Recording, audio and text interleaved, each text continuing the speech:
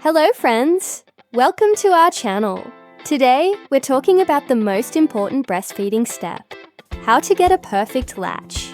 Let's get started. Cut to close-up of host demonstrating with a baby doll. Host, first.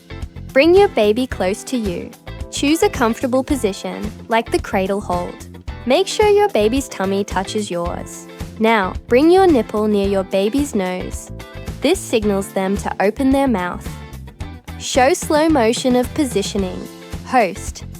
When your baby's mouth is wide open, quickly guide them to your breast. The nipple and some areola should go into their mouth. Check this. Their lips should be flared out and you shouldn't feel any pain. Cut to host smiling, holding baby doll host. A good latch makes feeding easy and comfortable.